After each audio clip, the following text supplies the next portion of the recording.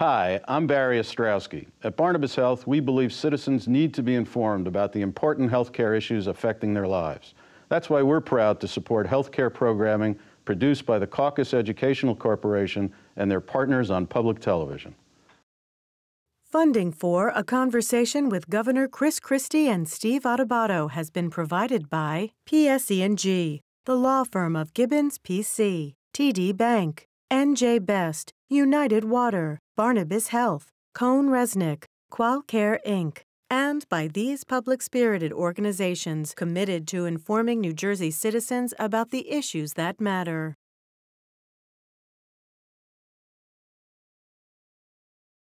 Promotional support provided by the New Jersey Business and Industry Association and its monthly magazine, New Jersey Business, and by NJ.com, small news, big news, true Jersey.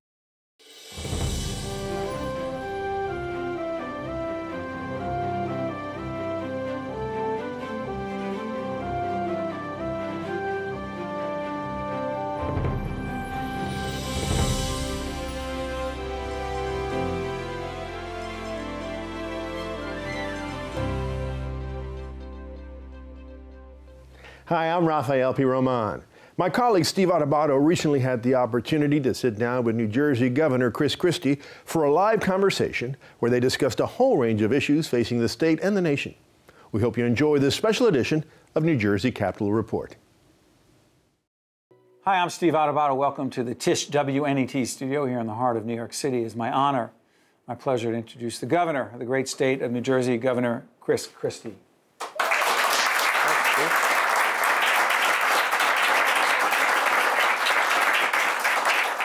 You can tell that there is an audience here in New York at the Tisch WNET studio. Governor, I want to thank you for joining us. I got to ask you, I know there are pressing issues about Cuba. There are issues about horrific situations involving our police and a whole range of other matters. But a whole range of folks on social media, NJ.com, Fios and other places wanted to know, as I was watching, we're taping this show on the 22nd of December. I happen to be a Giant fan. Yeah. I know you are not. No. For the second week in a row, I saw you in the Jerry Jones Dallas Cowboy box. Yes, sir. You were in what I thought was an orange sweater. You assured me it was, red. You assured me it was orange. Mm-hmm. It was my TV, apparently. What is the deal with you and Dallas and Jerry Jones? Please clarify. Sure.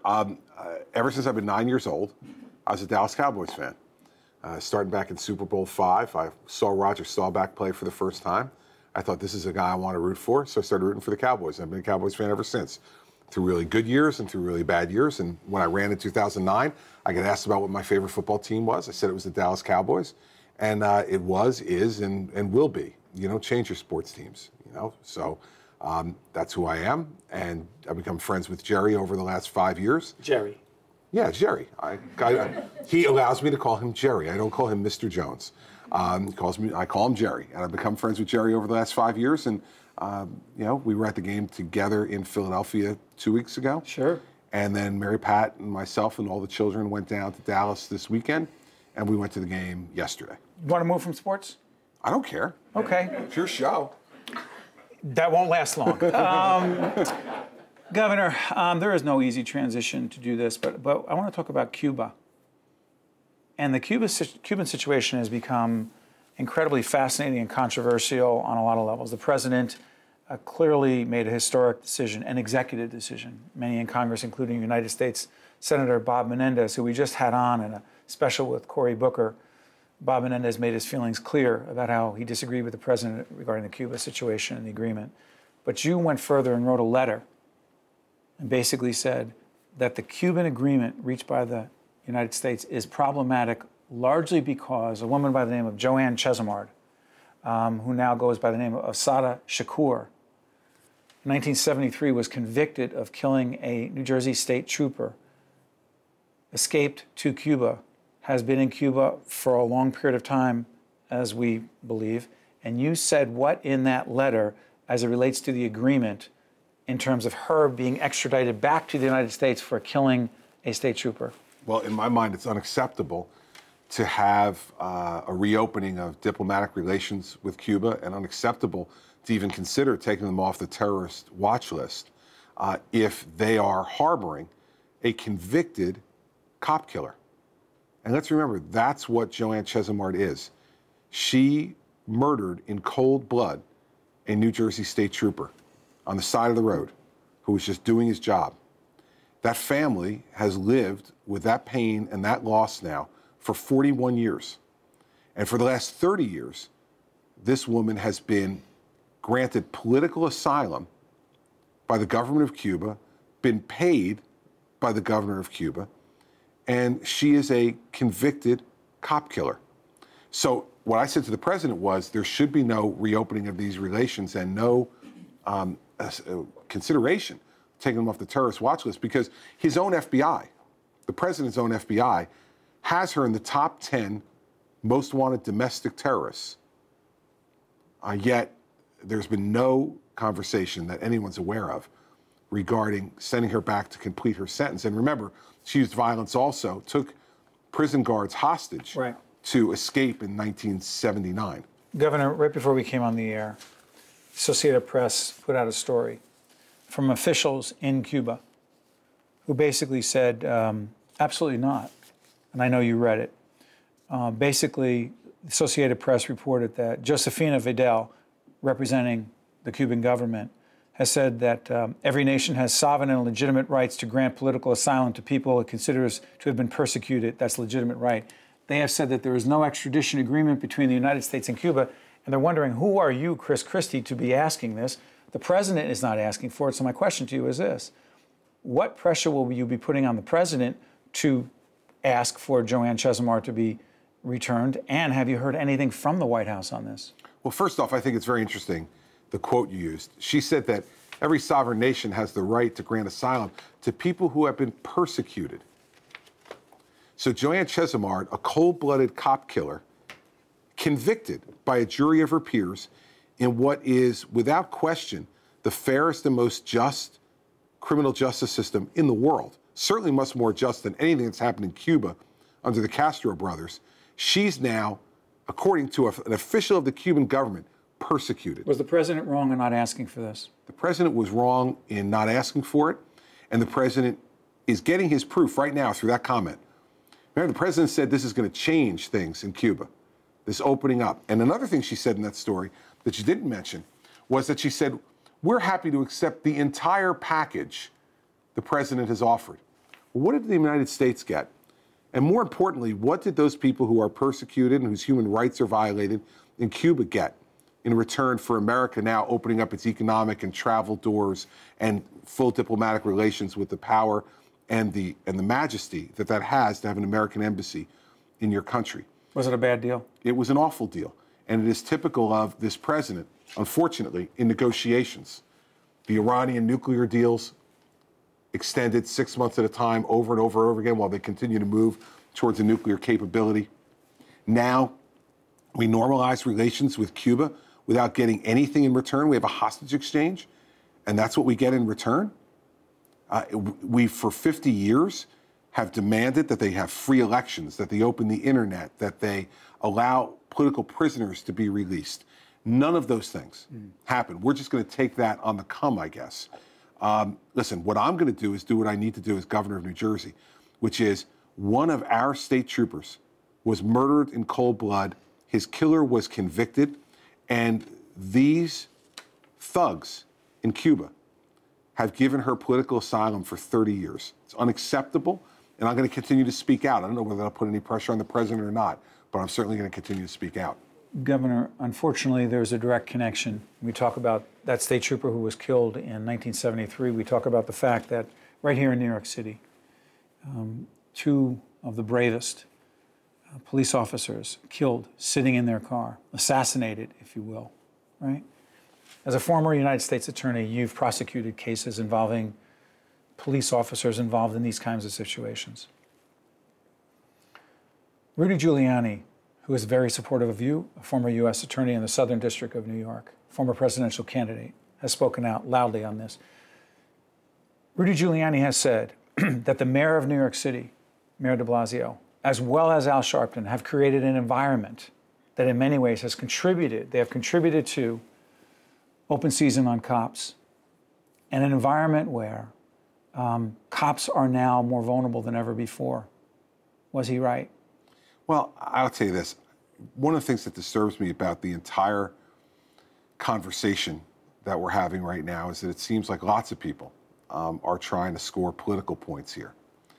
And what I'm thinking about as we sit 3 days away from Christmas are those two families of those two police officers who will not have them at their dinner table at Christmas time, who won't have them there to open up the presents under the Christmas tree, who will not have them, not only just this Christmas, but every Christmas from now on going forward.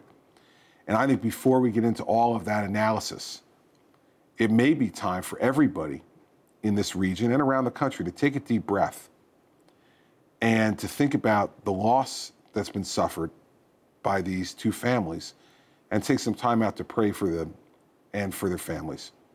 And I think the rest of it, there's plenty of time for us to discuss it, but I'm not going to be someone who's going to participate in this at the moment.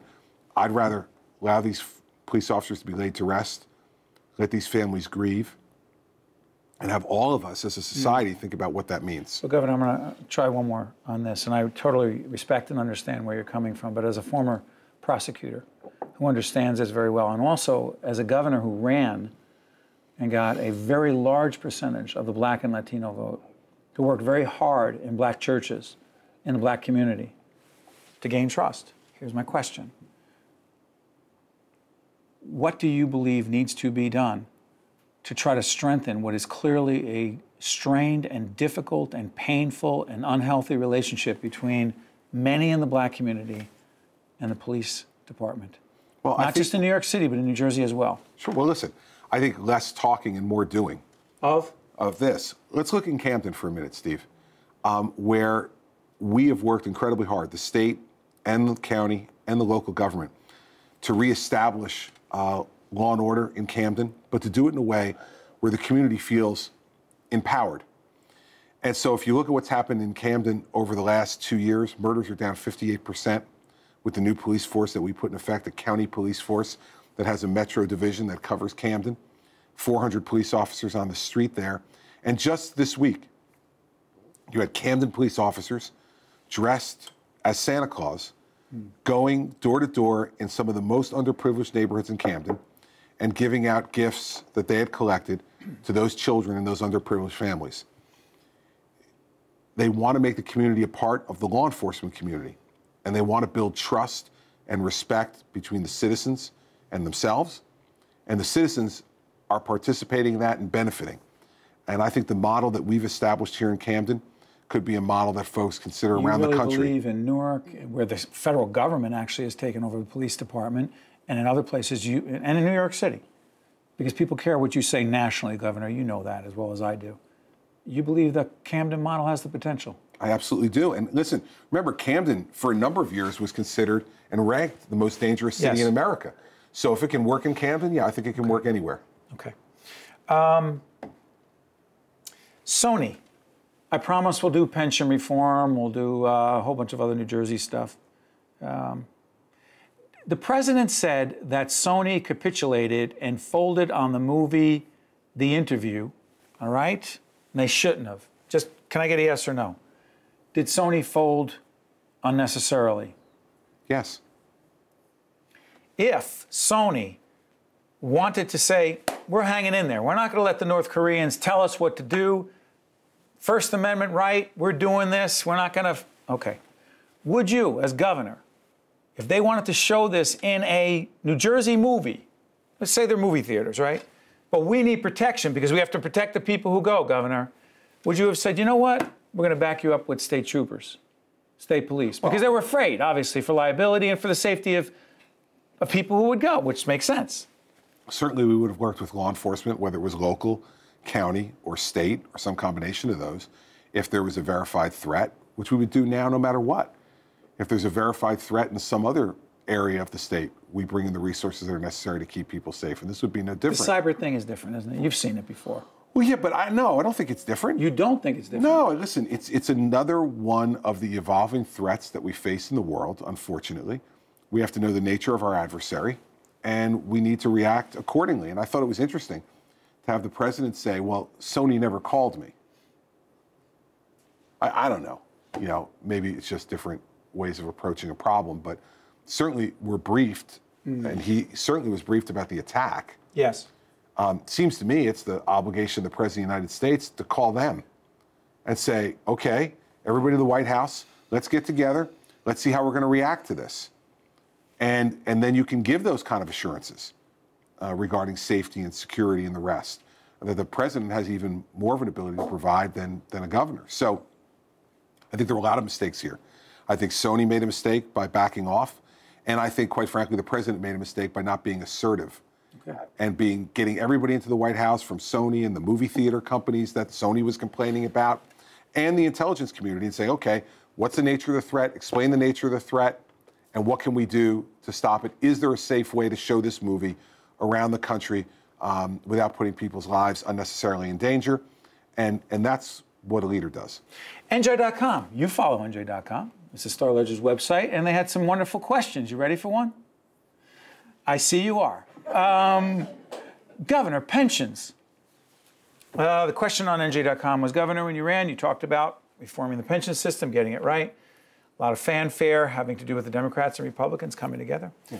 We actually interviewed my colleague, Rafael P. Romano, who I have great respect for, Capitol Report. We actually had Steve Sweeney, the president of the Senate. He said on our show, as it follows up this NJ.com question, he said we had a great deal with the governor to close the pension gap, to fund it, and Sweeney told Rafael and I on Capitol Report, the governor broke the promise, and he always thought you were a guy that would keep your promises, and he was shocked. Please explain. Now listen, the fact is that unless Steve comes up with a way to print money... you mean the Senate president? Well, I call him Steve. Okay. Unless Steve comes up with a way to print money, he knows full well, nor did the Democrats ever come forward with a plan that would have fully made the pension payment. And so, you know... Explain to folks the whole thing. Well, listen, the fact of the matter is, the pension today... Of public employees. Of public employees, teachers, police officers, firefighters, other government workers... It's broke. No. First of all, there are $70 billion in assets on deposit today, $70 billion in assets with a B, to pay these pensions. This pension system is in much better shape today because of the deal that we made in 2011. Much better shape. Bipartisan compromise. Right, that we made in 2011 that would have been if we had not made it. And yes, we were not able to make the full payment that we hoped to make in this most recent budget year, the one we're in right now. But it's simply because we didn't have the money. And there was no plan that was put forward, that could be put forward, that was going to come up with the money to do it. And so we paid all of the payment that needed to be made for that year. What we didn't pay was the money that hadn't been paid by all the previous governors. With all that being said, we've paid in my administration, in 5 budgets, $2.9 billion into the pension program, which is more than any governor has put in history. And so, listen, Steve has to play politics at times. I understand that. So you don't think he actually believes that you broke a promise? No, he understands the fact that we, because by the way, this budget that I passed without the full pension payment in it was passed by the state legislature. By the Democrats? Yes, and sent to my desk. But he did say at a Business and Industry Association forum, I happened to moderate with the legislative leaders last week, he said publicly again that he said one of the ways to fund the pension, if you were willing to support it, was an increase in the millionaire's tax. Right. And if you supported an increase in the millionaire's tax, meaning those who earn $1 million or more, Governor, that, I don't know, is it $600 million would come in, additional revenue, and that money could go directly into funding the pension. And he said that would go a long way, but the governor says no. No, well, first off, because unfortunately, Steve and many Democrats like him have never met a tax that they don't like to increase. And the fact is that folks who make a lot of money in this state pay more in taxes than all people at that level, with the exception of 1 of 2 other states in the country. And as a result, New Jersey continues to have challenges with those folks moving out of our state and taking with them the jobs and the small businesses that they create. Everybody doesn't mind taxes being raised on other people. They don't like them raised on them. Fact is, what we've done in the last 5 years is to hold taxes steady in this state. And I'm going to continue to make sure that we do that. And the fact is that the person who earns the median income here in New Jersey, the median income, the middle class, pays lower taxes on their income than any other state in the country. And so I'm trying to make sure that we continue to protect that kind of distinction. And I'm not going to, go for higher income taxes. No and way. by the way, no way. And by the way, the $600 million that they're talking about raising, which is, by the way, optimistic, but let's just give them the $600 million, still would only pay half of. But it would help. Yeah, well, you know what? And the hurt that it would do on the other side of the equation to the state's economy would do much more damage to the people of this state. There are ways we can get this fixed. We should continue to work on getting it fixed together. I continue to look forward to working with them on getting it fixed. But, that kind of stuff at those kind of forums that Steve participates in, sometimes all folks in politics play to the audience. It's my job to make sure that I tell people the truth. Real quick on this. Revenue projections.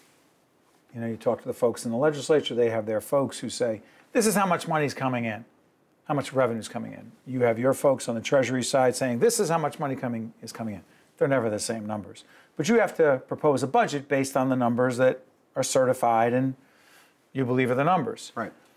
Does it matter to you, Governor, that the bond houses, the folks who are looking at this stuff, have downgraded our credit several times because they're arguing that they're questioning the stability of the state budget? Does that bother you at all? No, because these are the same people who got us into the financial mess in 2008 and 2009 by not telling people the truth. And now they're trying to make it up for it. So that's one problem. So I don't think they have a whole lot of credibility. And I think their track record and all the people who have sued them prove that they don't have a lot of credibility. But secondly, we also have a situation where the credit problems that they're talking about have been stuff that's been developed over 15 years in this state, that we're the ones who are taking the course towards fixing. For instance, our budget in fiscal year 2015 spends less money in actual dollars than we spent in fiscal year 2008, 7 years ago. Now, that kind of fiscal discipline hasn't been seen in New Jersey in a long time. Through what? Cutting? Yeah, and maintaining, reducing the number of state employees that we have, getting rid of unnecessary programs. We've done all those things and been criticized for many of them by Democratic members of the legislature who all want to have their cake and eat it too. Can't do that. And so we won't do it, and we're not going to. So the credit downgrade stuff is inside baseball and nothing that I'm concerned about at all. Real quick, because we're going to take a quick break just because we're breaking this up into 2.5 hours. Give me 2 minutes on Atlantic City, and I know you're disappointed in the results there because I've heard you say it before, because you really wanted to see a renaissance there, and with the Revel situation and everything else, you're not happy with that. Well, I think no. Well, of course, I'm never happy when anybody loses their job. And what matters to me the most is not the number of casinos or all the rest of that. What matters to me is that every casino that closes, people lose their jobs. Is it 4 right now, or is it? Listen, what's going to happen over the course of time is there were 13 casinos in Atlantic City in a very small... Too many? Well, of course, because they were built during a period of time when we had a monopoly on casino gaming east of the Mississippi. There are now 40 states that offer casino gaming. Well, by the very nature of competition, a city that's built on a monopoly and doesn't change, when the monopoly is broken, will no longer be viable. So I think we'll get down to a smaller number of casinos. I'm not going to predict how many, but I think it's a natural right sizing of the city in terms of gaming. What we've been trying to do over the last few years and had real success at is increasing the non-gaming revenue, which has gone up every year since we put our plan into effect. And we got a lot more work to do. But in the meantime, while that right sizing goes on, it is going to be painful, and we have to understand that. But one last thing. The casino gaming revenue in 2013 in Atlantic City was $2.5 billion. Now, that is down from 6 years ago at a high of $5.2 billion. But at $2.5 billion, it is the second highest gaming revenue state in America behind Nevada. Wouldn't sports betting make it even better? Well, it would, and that's why I fought for sports gaming, continue to fight in court to get sports gaming legalized. I don't know whether we're going to win or not. I hope we're going to win. I'm confident that we're right. And you had the commissioner of the NBA today calling on me to join him to legalize gaming across the nation. Well, then, Mr. Commissioner, withdraw your lawsuit. And let's start by legalizing it in New Jersey. And if other states want to legalize it, we're happy to compete. But I think it's kind of crazy for the commissioner of the NBA to say, on one hand, join me, Governor, and let's have legalized sports gaming everywhere, but not in New Jersey right now. You think it's inconsistent and hypocritical? Well, you put words in my mouth. I think. Well, you put what do you call it? I did not use the word hypocritical or inconsistent. What I would call it, quite frankly, is a bait and switch. You come over here and work with me on the federal government side to try to get something passed through Congress. That's been really successful lately. Get something passed through Congress, but in the meantime, you wait. And we're going to go to the courts to stop you. We're going to continue to have our injunction against you. Yes. So if Adam Silver believes that sports gaming is okay, that allows sports gaming in New Jersey, allows to be the model like we were with Nevada on casino gaming, and then as other states want to join in, New Jersey will not object to other states coming in. Though. Well, I'd like to be next. Okay, one more quickie on this before we go to break. Some of the folks that we know want to have a casino, legalized gambling in northern New Jersey, and you say? We'll see. Come on, you never hold back on these things. Sports. I hold back all the time if I don't have the answer. What would be wrong with that? Listen, I don't answer questions just because you ask them. Huh? If I don't have an answer, I'm not giving you one. The answer is we'll see. But that would be a great idea for those up in the Meadowlands area. It would do good things for them, a lot of folks say. The county executive in Essex County, Joe DiVincenzo, says it would be great for the economy up there. Some Bergen County legislators say it would be great for the economy. You say? We'll see. The preceding program has been a production of the Caucus Educational Corporation and NJTV in cooperation with 13 for WNET, WHYY, FiOS 1 News, 77 WABC AM New York, and by WBGO Jazz 88.3 FM. Funding for A Conversation with Governor Chris Christie and Steve Adubato has been provided by PSE&G, the law firm of Gibbons PC, TD Bank, NJ Best, United Water, Barnabas Health, Cone Resnick, Qualcare Inc., and by these public-spirited organizations committed to informing New Jersey citizens about the issues that matter. Transportation provided by Airbrook Limousine, serving the metropolitan New York, New Jersey area. New Jersey is a leader in solar power, and PSE&G is doing its part. With 24 solar installations in New Jersey, projects that are giving landfills new purpose and turning former brownfields green. Solar powers more than our homes and schools and businesses. It powers our economy by creating jobs right here in the Garden State. PSE&G, proud to support New Jersey.